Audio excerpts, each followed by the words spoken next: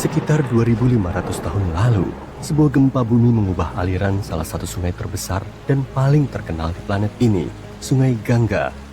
Biasanya sungai tidak selalu tetap di tempatnya, jadi jika kamu tinggal di dekatnya, sungai itu bisa saja menghilang tanpa jejak atau membanjiri seluruh kota suatu hari nanti. Dalam kasus Sungai Gangga, gempa bumi supermasif menjadi penyebab perubahan dramatis ini. Para ilmuwan mengatakan hal ini mungkin saja terjadi lagi, dan ini akan menjadi masalah besar bagi jutaan orang yang bergantung padanya. Sungai Gangga berawal dari sungai kecil di Himalaya dan mengalir sangat jauh, lebih dari 2.525 km. Sepanjang perjalanannya, sungai ini bertemu dengan sungai-sungai besar lainnya sebelum semua airnya mengalir ke Teluk Benggala. Sungai Gangga memiliki delta terbesar di dunia di antara semua sungai. Sama seperti banyak sungai lain di wilayah ini, Sungai Gangga perlahan berubah alirannya. Perubahan ini, jika terjadi ketika sungai mengikis tepiannya, biasanya membutuhkan waktu lama, terkadang puluhan tahun. Para ilmuwan menemukan bahwa sistem Sungai Gangga Brahmaputra telah bergeser beberapa kali selama 6.000 tahun terakhir. Ketika melihat citra satelit Delta Gangga, mereka melihat sesuatu yang menarik. Ada sebuah cekungan berbentuk bulan sabit di dalam tanah sekitar 45 km jauhnya dari tempat sungai itu mengalir sekarang. Cekungan ini memiliki lebar lebih dari 1,6 km dan membentang sejauh beberapa kilometer. Mereka mengira itu mungkin saluran utama Sungai Gangga di masa lalu. Pada tahun 2018, tim mengunjungi daerah tersebut untuk memeriksanya sendiri dan mengambil sampel agar mempelajari lebih lanjut. Saat mengemudi pulang, mereka melihat sebuah lubang di mana seseorang menggali tanah untuk membuat kolam. Keesokan harinya, mereka berencana untuk mengisinya dengan air, tapi para peneliti melihat sesuatu yang aneh di dalam tanah. Terdapat garis-garis vertikal pasir berwarna terang yang bercampur dengan lumpur yang lebih gelap. Lapisan-lapisan khusus ini adalah petunjuk dari masa lalu. Lapisannya menunjukkan bahwa gempa bumi purba telah membuat pasir dan air menyembur dari bawah tanah dan menciptakan gunung berapi pasir yang terperangkap oleh waktu. Para ilmuwan mempelajari pasir dan lumpur dan menemukan bahwa gempa bumi ini terjadi sekitar 2.500 tahun lalu dan sangat kuat dengan kekuatan 7 hingga 8 skala Richter. Pusat gempa berjarak lebih dari 177 km dari batang utama sungai, tapi cukup kuat untuk memindahkannya. Gempa tersebut mungkin mempengaruhi sekitar 140 juta orang. Sistem ganggang Brahmaputra dekat dengan titik-titik di mana lempeng tektonik bumi bertemu, sehingga gempa bumi sering terjadi di sini. Saat ini tidak berbahaya, tapi para ilmuwan menduga gempa bumi besar lainnya bisa saja terjadi dalam beberapa ratus atau ribuan tahun mendatang. Gempa bumi ini dapat mengancam hingga 170 juta orang, sekitar setengah dari populasi Amerika Serikat. Tidak ada yang bisa memprediksi dengan tepat kapan gempa bumi akan terjadi atau seberapa kuatnya. Mempelajari bagaimana gempa bumi di masa lalu memindahkan sungai, membantu ilmuwan untuk mengetahui pola dan membuat perkiraan tentang kejadian serupa di masa depan. Pengetahuan ini dapat membantu kita mempersiapkan diri lebih baik dan membuat rencana keselamatan sebelum gempa bumi besar terjadi. Sungai Gangga bukan satu-satunya sungai yang berisiko. Sungai Kuning, Sungai Irrawaddy, dan sungai-sungai di Amerika Serikat seperti Klamath dan San Joaquin juga menghadapi bahaya yang sama. Sungai Mississippi yang besar juga telah berubah jalur berkali-kali selama 7.000 tahun terakhir. Saat ini ada sistem bendungan dan penghalang besar yang disebut struktur kontrol di Louisiana Tengah. Struktur ini bertugas untuk mencegah Mississippi meluap ke tepiannya dan bergabung dengan sungai di dekatnya. Namun para ilmuwan berpikir bahwa secara teori penghalang ini tidak akan mampu menahan banjir besar. Jadi Mississippi bisa saja membebaskan diri dan mengubah alirannya lagi. Hal ini akan menyebabkan masalah besar, terutama di bagian selatan Louisiana. Salah satu contoh baru-baru ini ketika perubahan aliran sungai menyebabkan bencana adalah Sungai Kosi di India. Pada Agustus 2008, hanya dalam beberapa hari, jalur sungai bergeser sekitar 96 km yang merupakan perubahan yang sangat besar. Banjir sering terjadi di beberapa wilayah negara bagian ini, tapi mereka belum pernah mengalami banjir sebesar ini selama lebih dari 50 tahun.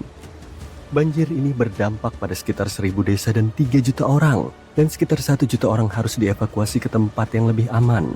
Karena banyak dari mereka belum pernah menghadapi banjir dalam waktu lama, mereka tidak siap untuk menanganinya dengan cepat. Hal ini menyebabkan lebih banyak lagi kerusakan pada rumah dan kehidupan mereka. Para ilmuwan telah mencoba selama beberapa dekade untuk mencari tahu penyebab sungai tiba-tiba berubah arah. Sebuah studi baru menjelaskan bahwa ada dua hal yang saling bekerja sama. Proses ini disebut avulsi. Pertama, ada persiapan, seperti membangun ketegangan sebelum sesuatu yang besar terjadi. Seiring waktu, sedimen, pasir, kotoran, dan benda-benda lain yang dibawa oleh sungai akan mengendap di tempat-tempat tertentu. Sedimen tersebut meninggikan sungai di atas tanah di sekitarnya atau membuat lereng di dekatnya menjadi lebih curam daripada jalur sungai saat ini.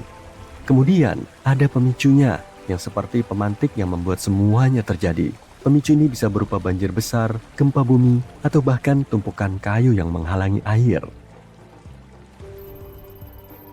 Para peneliti mengamati citra satelit dari sekitar 170 kasus avulsi selama 50 tahun terakhir. Mereka mendapati peristiwa ini paling sering terjadi di dekat muara sungai dan di dekat pegunungan. Sungai-sungai 3 kali lebih mungkin untuk berubah aliran di tempat-tempat ini daripada di daerah-daerah di antara keduanya. Mereka juga mempelajari 58 aliran sungai secara rinci, menggunakan peta yang sangat jelas untuk mengukur super elevasi, yaitu tinggi sungai dibandingkan dengan tanah di sekitarnya. Mereka juga mengukur kemiringan, yaitu seberapa curam jalur baru dibandingkan dengan jalur sungai saat ini. Mereka menemukan bahwa di dekat pegunungan, sungai sering menumpuk begitu banyak sedimen sehingga menjadi sangat tinggi dan meluap. Namun di dekat muara sungai, seperti delta, sungai membutuhkan kemiringan yang curam untuk menerobos lumpur dan membentuk jalur baru. Kedua faktor ini bekerja sama seperti jungka-jungkit. Jika yang satu lebih kuat, yang lain tidak perlu kuat untuk terjadi avulsi. Untuk mengetahui kemana arah sungai jika berubah aliran, para peneliti menciptakan algoritma komputer yang cerdas. Alat ini menggunakan peta untuk mengukur kecuraman medan dan aliran sungai untuk memprediksi kemana sungai akan bergerak. Mereka mengujinya pada 10 avulsi di masa lalu, dan alat ini selalu menebak jalurnya dengan tepat. Para ilmuwan berharap mereka dapat menggunakan temuan ini untuk melindungi orang-orang yang tinggal di dekat sungai dari banjir yang tiba-tiba. Sungai yang berubah aliran memainkan peran besar dalam menciptakan salah satu sistem administrasi terorganisir pertama di dunia. Para ilmuwan menemukan petunjuk untuk hal ini di wilayah Mesopotamia kuno. Nama ini berarti tanah di antara dua sungai, dan itu berada di antara sungai Tigris dan Efrat. Orang-orang yang tinggal di sana mengandalkan sungai-sungai ini untuk mendapatkan air, makanan, dan transportasi. Para ilmuwan ingin tahu bagaimana perubahan mendadak di sungai-sungai ini mempengaruhi orang-orang kuno. Untuk itu, mereka menggunakan dua jenis peta. Peta arkeologi menunjukkan bagaimana kota-kota kuno tumbuh dari waktu ke waktu, termasuk jenis bangunan yang dibangun. Bangunan-bangunan tertentu seperti istana besar atau tembok kota dapat menunjukkan kapan setiap kota pertama kali memiliki administrasi yang tertata. Jenis peta kedua menunjukkan di mana sungai Tigris dan Efrat mengalir di masa lalu. Sungai-sungai itu sering bergeser, kadang perlahan dan kadang sangat cepat dan dramatis. Sekitar tahun 5000 sebelum Masehi, Mesopotamia mulai menjadi lebih kering dan pertanian menjadi lebih sulit. Para petani harus bercocok tanam di dekat sungai, di mana mereka dapat menggunakan banjir alami untuk mengairi ladang atau menggali saluran kecil untuk membawa air sungai ke tanaman mereka. Karena pertanian sangat penting, kota-kota besar tumbuh di dekat sungai juga, sehingga orang-orang bisa tetap dekat dengan makanan. Namun ketika sebuah sungai tiba-tiba berubah aliran, orang-orang tidak menyerah. Mereka bekerja sama menggali kanal-kanal panjang untuk membawa air dari jalur sungai yang baru kembali ke ladang mereka. Kanal-kanal tersebut membantu mereka mendapatkan air kembali, dan bangunan administrasi menunjukkan bahwa mereka tertata sebagai sebuah komunitas untuk memecahkan masalah besar bersama-sama.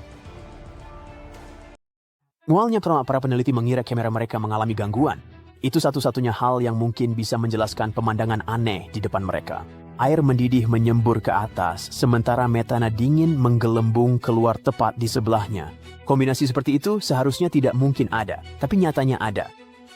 Para ilmuwan sedang menjelajahi dasar laut di dekat Papua Nugini ketika mereka menemukan sebuah hotspot laut dalam yang aneh. Tempat itu tidak seperti hotspot lainnya. Di sana, gas super panas dan metana dingin yang kaya gas menggelembung keluar hampir berdampingan. Hal seperti ini hampir tidak pernah terjadi di alam, jadi para peneliti benar-benar terkejut.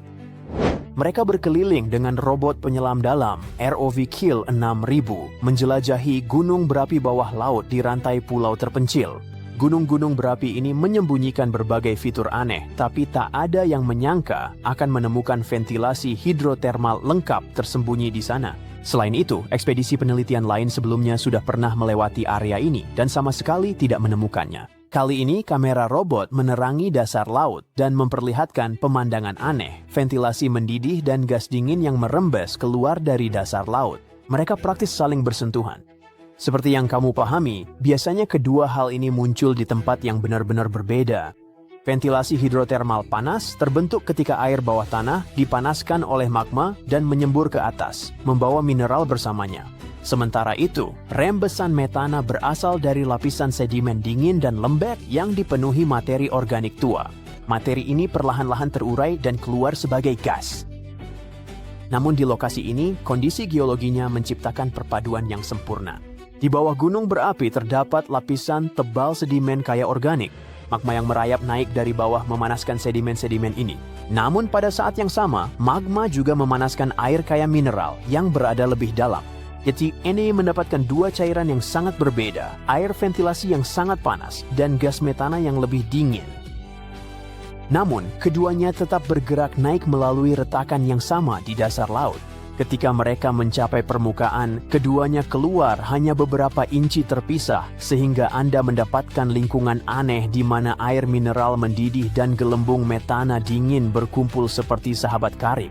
Bagi para ilmuwan kelautan, ini seperti menemukan unicorn yang juga bisa terbang.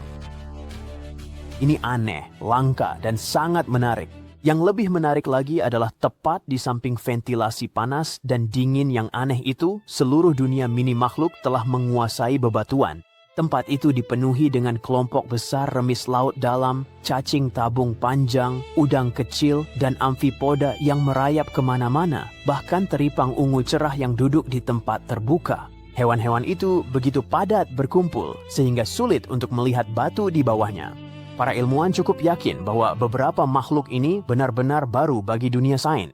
Namun mereka membutuhkan perjalanan khusus hanya untuk mengidentifikasi semua yang hidup di sana. Campuran aneh antara cairan panas dan gas kaya metana juga mengubah batu-batu itu sendiri. Metana di bawah sana sangat terkonsentrasi, sementara air panas yang berasal dari bagian dalam gunung berapi membawa bahan kimia bersamanya. Bersama-sama, mereka menciptakan reaksi yang tidak biasa di bawah tanah. Oleh karena hal ini, logam berharga seperti emas dan perak menumpuk di batuan, bersama dengan berbagai unsur seperti arsenik, antimoni, dan merkuri. Ini seperti kapsul waktu kimia. Batuan tersebut menunjukkan tanda-tanda fase superpanas yang lebih tua saat logam mulia terbentuk. Saat ini, ventilasi tersebut lebih dingin namun masih aktif. Sekarang, meskipun area laut dalam ini langka dan penuh kehidupan, tempat ini tidak aman. Penambangan sudah terjadi di sekitar sini dan limbah dari tambang emas besar di Lihir dibuang ke laut. Selain itu, perusahaan-perusahaan telah memiliki izin untuk mengeksplorasi dasar laut demi mineral dan gas. Semua ini membahayakan komunitas ventilasi yang rapuh karena banyak hewan di sini hanya bisa bertahan hidup dalam kondisi yang persis seperti ini. Jadi, para ilmuwan mendesak agar dilakukan lebih banyak penelitian dan rencana perlindungan yang kuat sebelum ekosistem unik ini rusak tanpa bisa diperbaiki. Harta karun bawah laut ini perlu diselamatkan sebelum industri menghancurkannya. Namun, penemuan ini bukanlah satu-satunya ekosistem unik yang pernah kita temukan.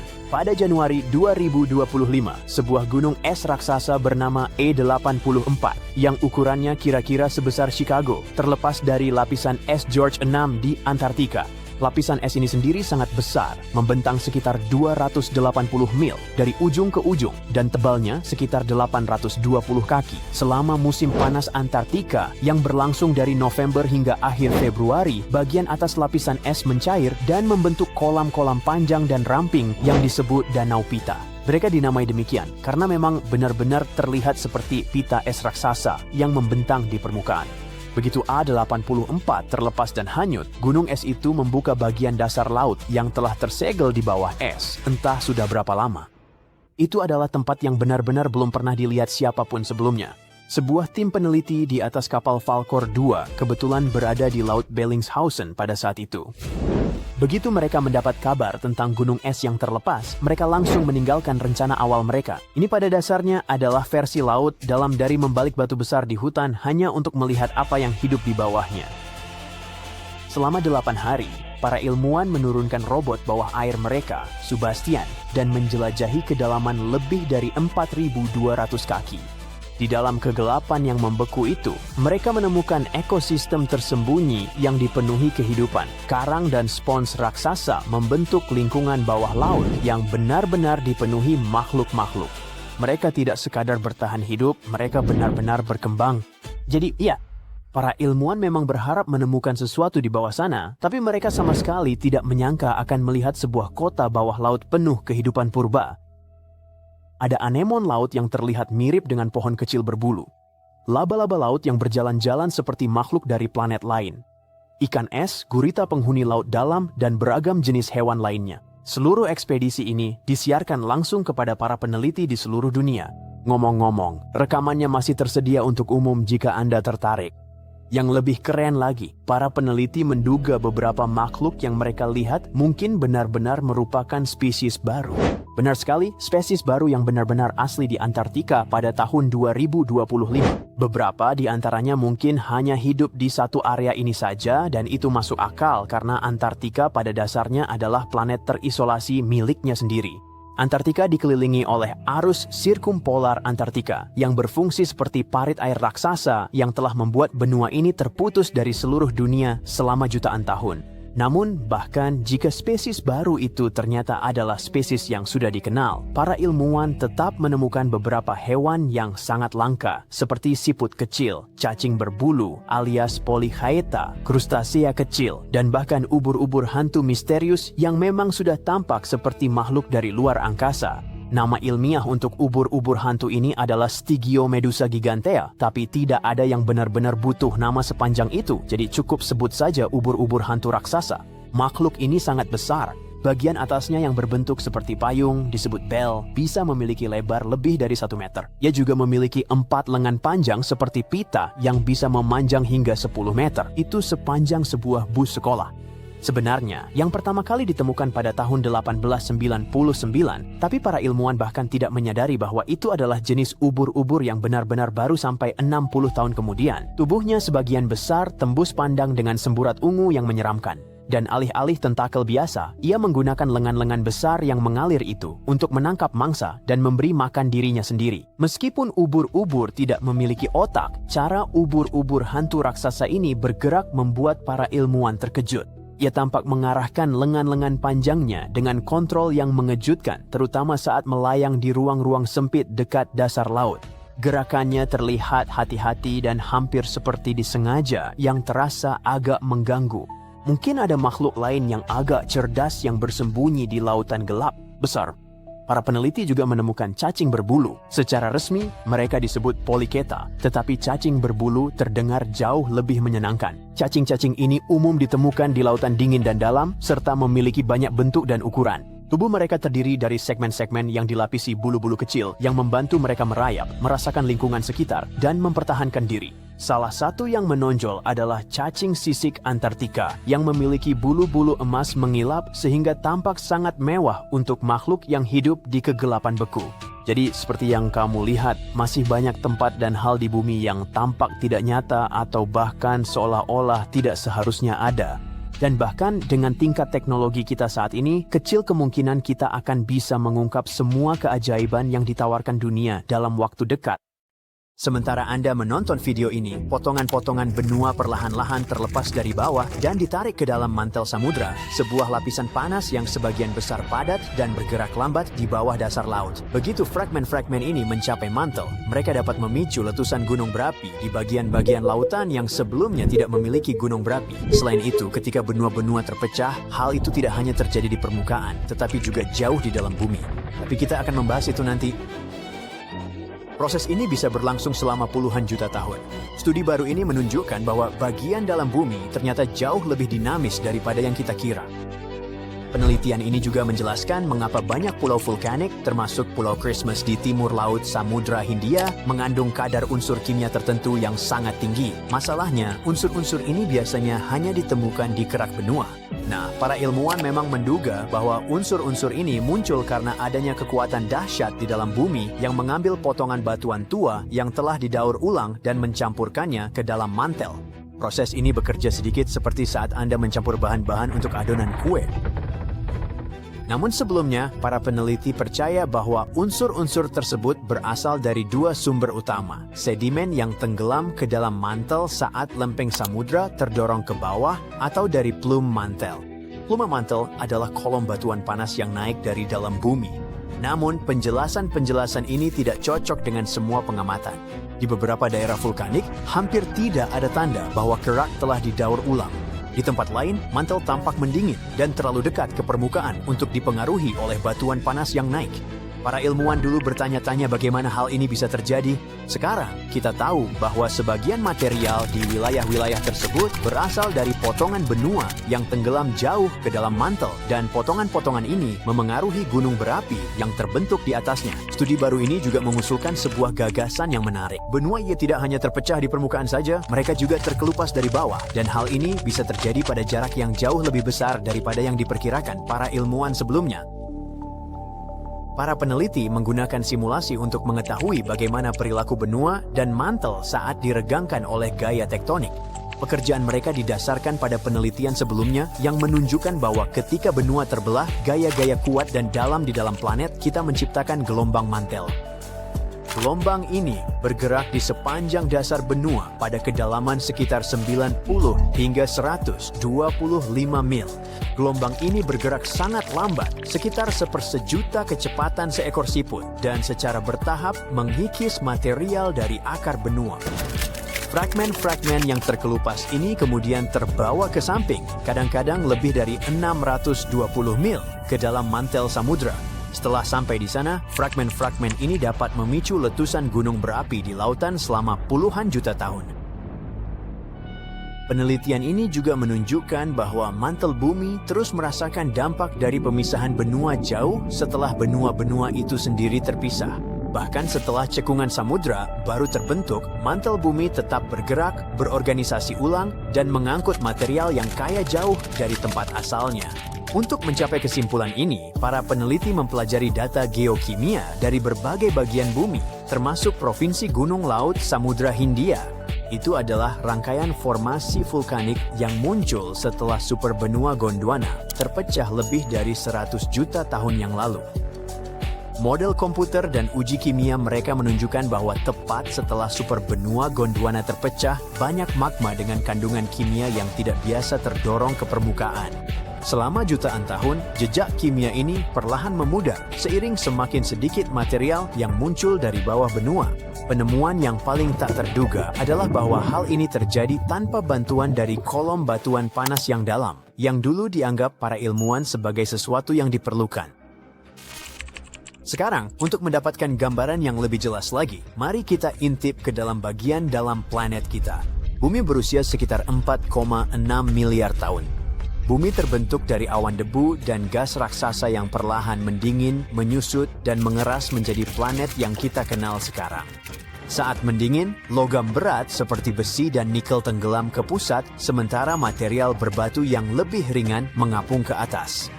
Hal ini menciptakan struktur berlapis pada bumi, di mana setiap lapisan memiliki sifat uniknya sendiri. Kerak bumi itu seperti kulit bumi.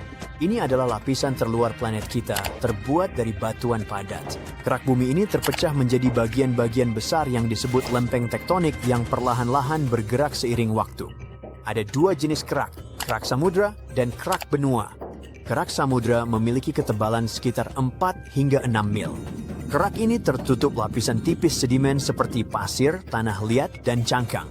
Di bawahnya terdapat batuan padat seperti basalt yang kaya akan magnesium, sedangkan kerak benua lebih tebal daripada kerak samudra dan terletak di bawah benua. Lapisan ini terbuat dari batuan yang lebih ringan daripada kerak samudra. Di bawah kerak bumi terdapat mantel. Gas bumi mencakup lebih dari 75% volume bumi. Bagian atas rak per fireplace cukup kokoh. Namun di bagian yang lebih dalam, cairan tersebut menjadi lunak dan sebagian meleleh, sehingga memungkinkan cairan tersebut mengalir perlahan. Aliran inilah yang menggerakkan lempeng tektonik. Di pusat bumi terdapat inti bumi. Bumi sebagian besar terbuat dari besi dan nikel, dan memiliki dua lapisan yang berbeda, inti luar dan inti dalam. Inti luar adalah lapisan cair yang terdiri dari besi dan nikel. Suhu di sana sangat panas, hingga 10.800 derajat Fahrenheit, sepanas permukaan matahari. Inti luar juga menghasilkan medan magnet bumi, yang melindungi kita dari radiasi matahari yang berbahaya. Inti dalam bersifat padat karena tekanan yang sangat besar di dalam planet. Inti dalam juga terbuat dari besi dan nikel. Sekarang, lapisan terluar bumi yang disebut litosfer, terdiri dari kerak bumi dan bagian paling atas dari mantel. Litosfer ini terpecah menjadi bagian-bagian besar yang disebut lempeng tektonik. Ada beberapa lempeng yang sangat besar dan banyak lempeng yang lebih kecil. 6 dari lempeng utama dinamai sesuai dengan benua yang mereka bawa, seperti lempeng Amerika Utara, Afrika, dan Antartika. Namun, bahkan lempeng-lempeng kecil pun memiliki peran penting. Sebagai contoh, lempeng Juan de Fuca yang kecil bertanggung jawab atas banyak gunung berapi di wilayah barat, Laut Pasifik, Amerika Serikat. Lempeng-lempeng ini bergerak seperti kumpulan ban berjalan tua yang saling bertumpuk. Mereka bergerak sangat lambat, sekitar 1 hingga 2 inci per tahun. Namun, selama jutaan tahun, pergerakan ini membentuk wajah planet kita. Sebagian besar gempa bumi, gunung berapi, dan pembentukan pegunungan terjadi di tempat lempeng-lempeng bertemu, saling menjauh, atau saling bergeser. Ada 3 jenis utama batas lempeng. Konvergen, ketika lempeng-lempeng bergerak saling mendekat, divergen, ketika lempeng-lempeng bergerak saling menjauh, dan transform, yaitu ketika lempeng-lempeng saling bergeser ke samping. Ketika lempeng tektonik bertabrakan, kerak bumi akan terlipat dan berkerut membentuk pegunungan. Sekitar 55 juta tahun yang lalu, India menabrak Asia, perlahan membentuk Himalaya, pegunungan tertinggi di bumi. Tabrakan ini masih berlangsung hingga hari ini, sehingga pegunungan tersebut masih terus bertambah tinggi. Gunung Everest, titik tertinggi di bumi, bahkan mungkin akan tumbuh sedikit lebih tinggi seiring waktu. Di beberapa batas konvergen, lempeng samudra menyelusup ke bawah lempeng benua dalam proses yang disebut subduksi. Tanah di atasnya terangkat, membentuk pegunungan, dan lempeng yang tenggelam meleleh serta memicu letusan gunung berapi. Inilah cara beberapa pegunungan di Andes, Amerika Selatan terbentuk. Ketika 2 lempeng samudra bertabrakan, biasanya salah satunya akan meluncur di bawah yang lain, menciptakan palung laut dalam seperti Palung Mariana di Pasifik Utara, titik terdalam di bumi. Tabrakan ini juga dapat membentuk gunung berapi bawah laut yang akhirnya muncul di atas permukaan laut dan menjadi rangkaian pulau seperti Jepang. Pada batas divergen, lempeng tektonik bergerak saling menjauh. Di lautan, magma dari dalam mantel bumi naik untuk mengisi celah tersebut. Proses ini menciptakan pegunungan dan gunung berapi bawah laut di sepanjang sambungan tersebut. Proses ini memperbarui dasar laut dan secara perlahan memperluas cekungan samudra. Ngomong-ngomong, satu sistem punggungan tengah samudra menghubungkan semua lautan di dunia, menjadikannya rangkaian pegunungan terpanjang di bumi. Di daratan, ketika lempeng-lempeng saling menjauh, mereka membentuk lembah-lembah raksasa, seperti Great Rift Valley di Afrika. Proses peregangan tektonik ini terus berlangsung selama jutaan tahun. Afrika Timur bisa terpisah dan akhirnya menjadi daratan baru yang mandiri. Salah satu contoh terkenal batas transform adalah Sesar San Andreas di California. Berbeda dengan batas konvergen atau divergen, batas transform biasanya tidak membentuk pegunungan atau samudra, tetapi gerakan gesekan ini dapat menyebabkan gempa bumi dahsyat, seperti gempa tahun 1906 yang menghancurkan sebagian besar San Francisco. Wow, para astronom baru saja menemukan tata surya bergerak lebih cepat dari yang diperkirakan. Salah satu alat pengukur kecepatan kosmik terpercaya menunjukkan kita melaju normal, tapi alat baru menunjukkan kita berpacu di ruang angkasa dengan kecepatan yang seharusnya tidak mungkin jika fisika kita benar. Jadi, tampaknya ada sesuatu di luar sana yang menarik kita, atau salah satu gagasan dasar kita tentang alam semesta sangat salah. Saat kita bergerak, benda di depan bereaksi lebih banyak daripada yang di belakang. Misalnya, jika kita berjalan di tengah salju turun, serpihan salju akan mengenai wajah, bukan belakang kepala. Saat naik sepeda, udara mendorong lebih kuat di depan, sedangkan di belakang terasa tenang. Bagian depan lebih sibuk, bagian belakang menjadi lebih tenang. Perbedaan itu saja sudah cukup memberitahu otak kita bahwa kita sedang bergerak. Dalam kosmologi, pola depan versus belakang ini memiliki nama teknis. Ini disebut, atau lebih tepatnya dipol kinematik. Para astronom menggunakan prinsip ini untuk mengukur kecepatan tata surya kita bergerak di ruang angkasa.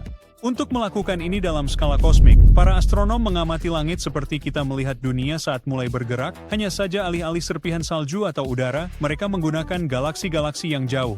Galaksi-galaksi ini terletak sangat jauh, sehingga hampir tidak berubah selama miliaran tahun. Jadi mereka berfungsi seperti penanda kecil yang membeku di tempatnya, sangat cocok untuk melihat perbedaan antara apa yang ada di depan dan di belakang. Jika alam semesta itu rata pada skala terbesar, Anda akan mengharapkan jumlah galaksi di setiap arah kurang lebih sama. Sebenarnya tidak terlalu penting kemana arah Bima Sakti atau bagaimana kita berputar. Langit seharusnya seimbang. Namun jika tata surya kita bergerak, satu sisi mungkin tampak sedikit lebih padat karena kita sedang melaju ke arahnya. Ini sama seperti trik saat Anda menyadari lebih banyak hujan mengenai bagian depan jaket Anda ketika Anda berlari ke depan. Jadi para astronom membuat peta langit yang sangat besar menggunakan teleskop radio yang sangat baik dalam mendeteksi galaksi yang bersinar dalam gelombang radio. Gelombang radio dapat menembus debu sehingga pandangannya tetap bersih. Mereka menghitung berapa banyak galaksi radio yang muncul di setiap arah untuk melihat apakah satu sisi langit lebih sibuk dari yang lain, dan saat itulah mereka menyadari sesuatu yang aneh. Sisi langit yang kita tuju ternyata jauh lebih padat dari perkiraan, seolah-olah ada yang menjejalkan galaksi tambahan ke area itu. Ini bisa berarti kita bergerak lebih cepat dari yang diizinkan model standar atau galaksi-galaksi tersebar tidak merata. Kita sudah tahu gerakan kita dari sumber lain, yaitu latar belakang gelombang mikrokosmik. Itu adalah cahaya sisa dari Big Bang dan berfungsi seperti speedometer universal raksasa. Selama beberapa dekade, ini telah memberikan kita pengukuran yang stabil tentang seberapa cepat alam semesta bergerak.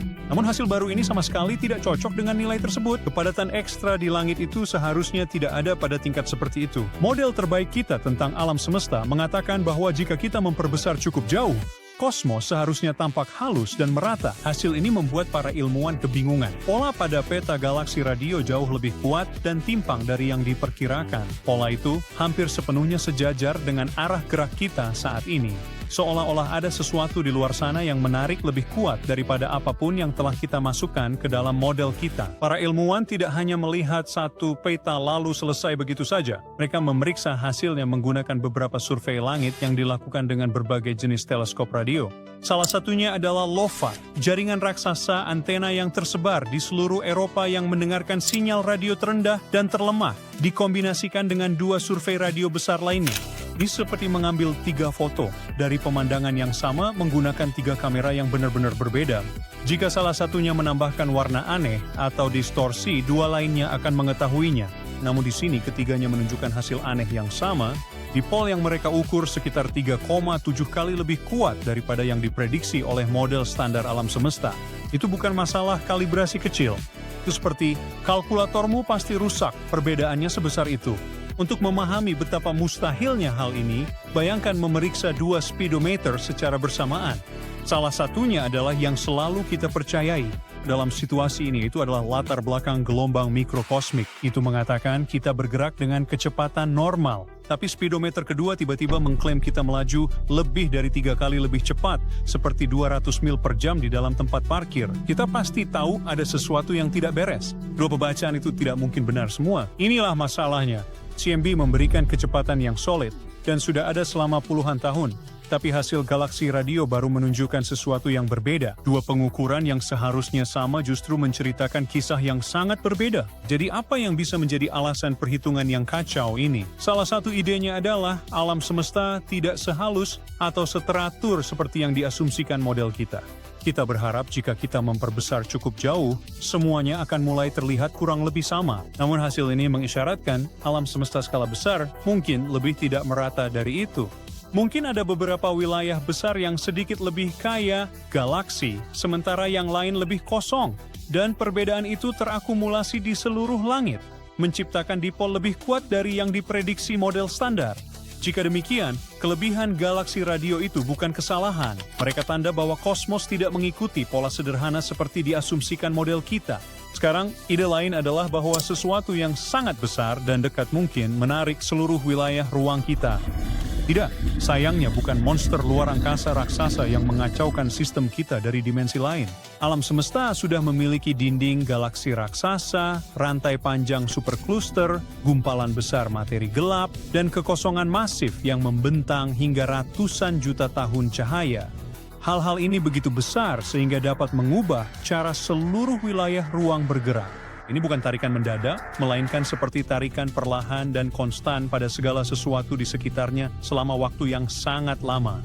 Kalau ada sesuatu seperti itu, cukup dekat, kita tidak bisa melihatnya. Sebagian besar ruang angkasa tersembunyi di balik debu dan bintang-bintang terang di galaksi Bima Sakti. Para astronom menyebutnya sebagai zona penghindaran, karena teleskop kita hampir tidak bisa melihat apa yang ada di balik pita bercahaya itu. Kita sudah tahu ada konsentrasi massa besar di wilayah yang terhalang itu yang disebut Great Attractor, yang juga merupakan julukan saya di sekolah menengah, dan beberapa peneliti berpikir sesuatu yang bahkan lebih besar bisa saja berada lebih dalam di arah yang sama. Sekarang, jika itu benar, maka pola aneh yang kita lihat pada galaksi radio mungkin bukanlah sebuah kesalahan. Itu bisa jadi merupakan petunjuk pertama bahwa sesuatu yang sangat besar sedang menarik seluruh wilayah galaksi kita.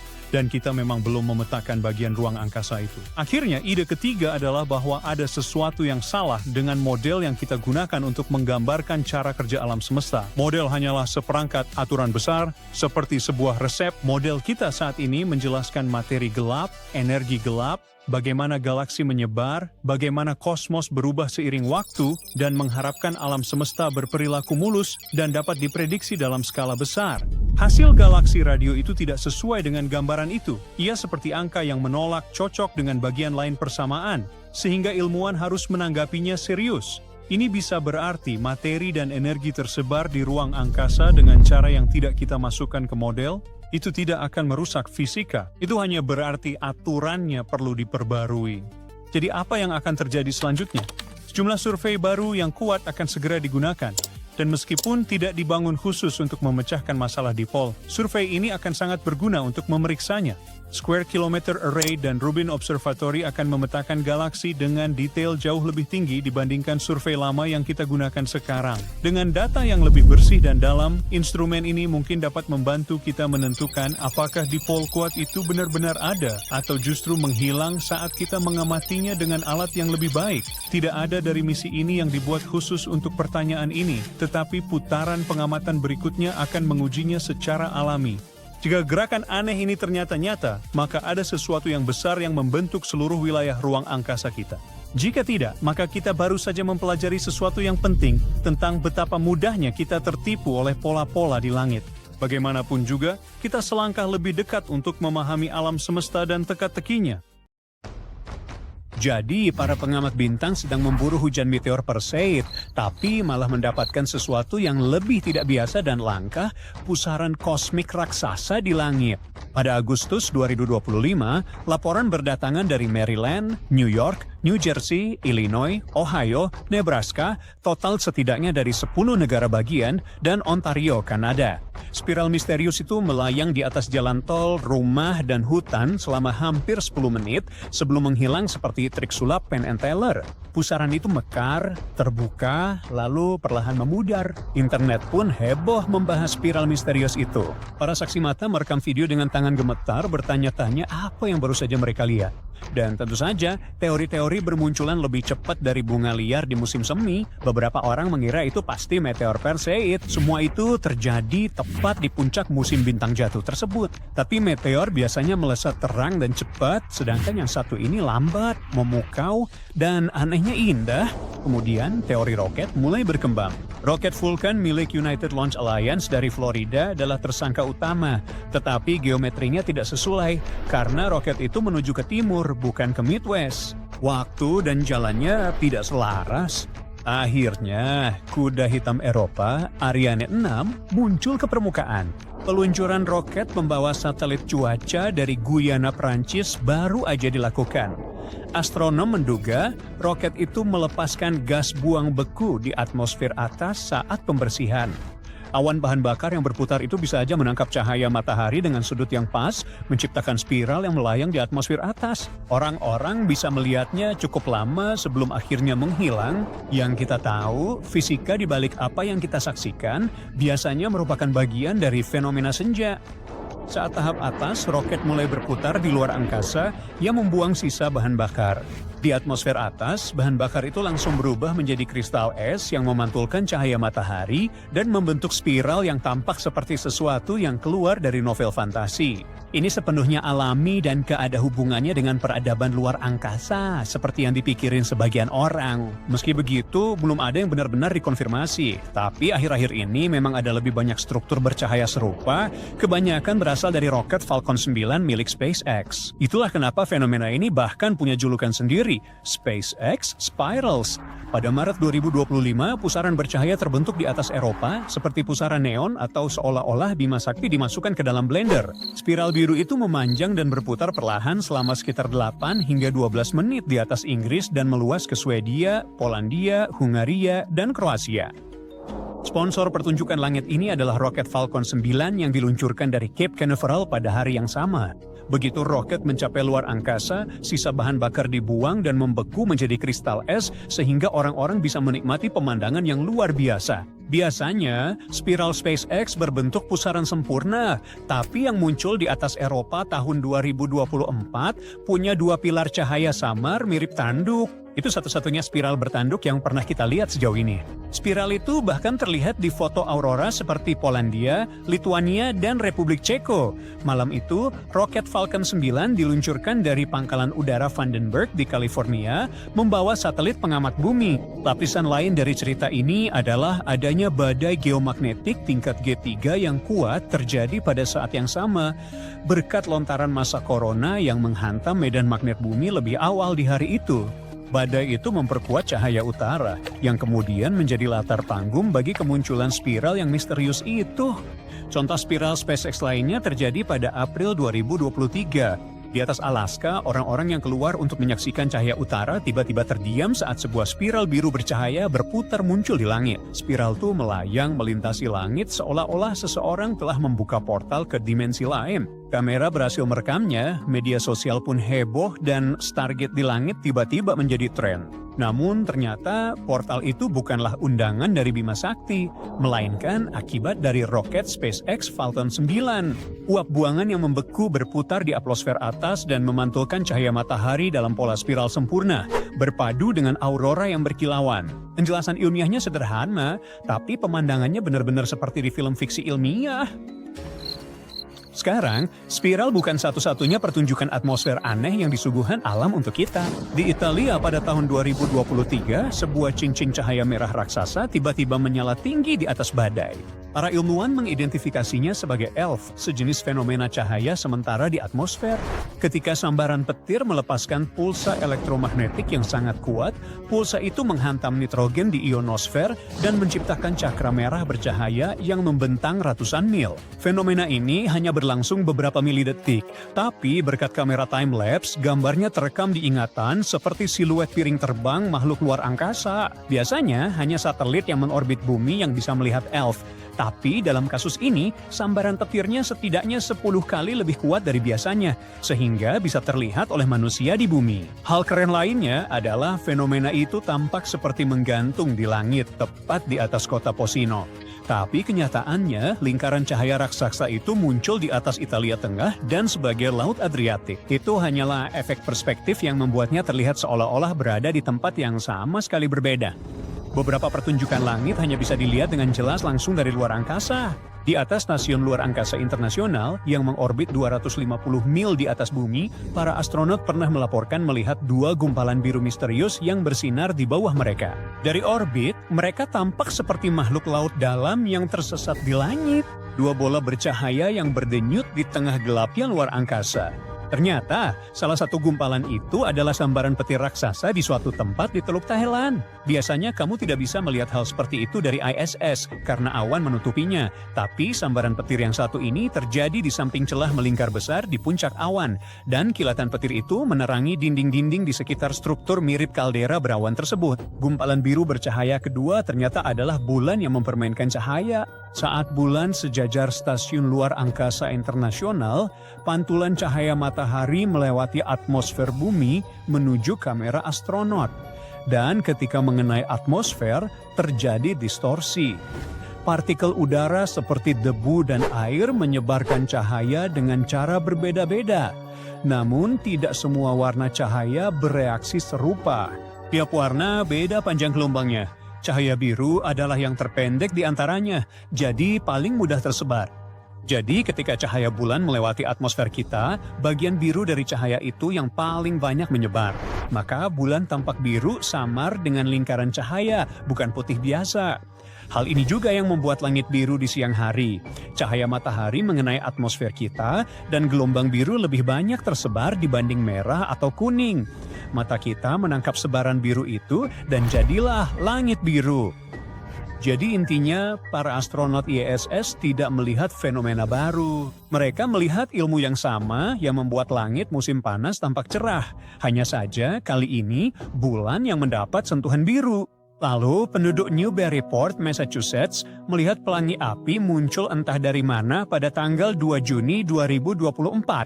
Secara teknis, itu disebut busur sirkum horizontal dan terjadi ketika sinar matahari mengenai kristal es di awan tinggi pada sudut yang pas, membelok menjadi irisan pelangi yang tampak seperti menyala di langit. Semuanya soal waktu dan sudut yang tepat. Matahari harus berada di atas 58 derajat dan kamu butuh awan cirrus atau jejak pesawat jet yang membawa kristal es. Cahaya melewati kristal-kristal itu, terpecah dan tiba-tiba boom, muncul pelangi di awan. Biasanya hanya mengintip di sela-sela celah, bukan cuma di Massachusetts saja. Di Weatherford, Texas pada tanggal 15 April 2025, awan berbentuk ubur-ubur yang disebut virga juga melakukan hal yang sama. Es jatuh tapi nggak pernah menyentuh tanah, menciptakan halo pelangi yang melayang di udara. Lalu tanggal 25 April tahun 2024 di Ohio, fotografer kembali memotret kristal yang memecah cahaya jadi warna pelangi sempurna. Jadi saat di luar, awasi langit baik-baik, alam suka pamer, dan terkadang dia melukis langit bak terbakar api.